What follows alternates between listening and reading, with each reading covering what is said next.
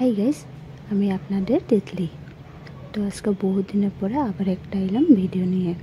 তো আশা রাখছি আগে যেমনি ভালোবাসা পাইছিলাম এখনও ভালোবাসা পাম। আজকে আমার বানাইতে চলছে একটা মিষ্টি।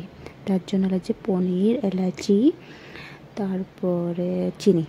আমি প্রথমে এগুলোর মিক্সিতে দিয়ে মানে গুঁড়া করে নিচ্ছি, তারপরে একটু হাতে দিয়ে মেখে নিচ্ছি। তারপরে এখানে পরিমাণ মতন আমি দুই চামচ এখানে আমি চাউল ব্যবহার করছি, চাউলের গুঁড়া।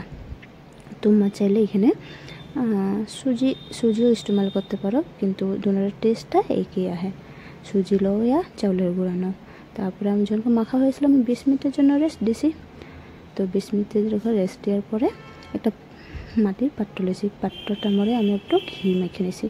তারপরে 20 মিনিট হয়ে যাওয়ার পর পাত্রটা দিয়া আমি অল্পটুকু হালকা হালকাভাবে এখানে দিয়ে দিচ্ছি। হালকা হালকাভাবে দিলেই হয়ে যায়, এখানে ঠেসে ঠেসে দেওয়ার জন্য দরকার পড়ে না।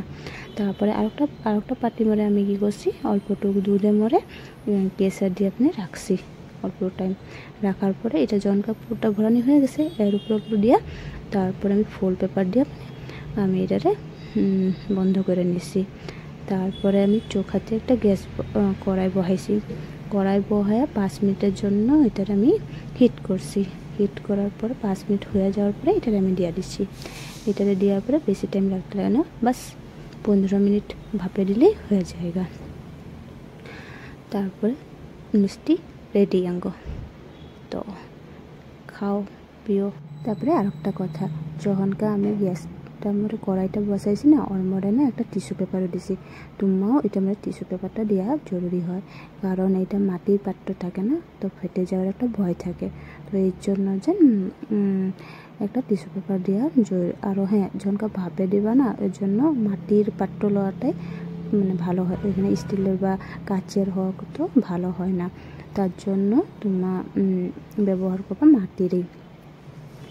আর এই যে দিয়ে আপনি বেশি টাইম রাখতে লাগে না, বাস 15 মিনিট রাখার পরে হয়ে যায়গা।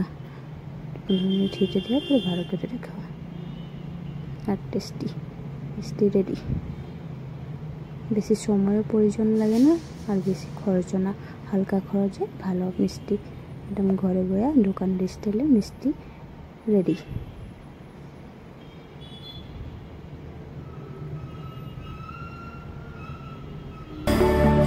अखियाँ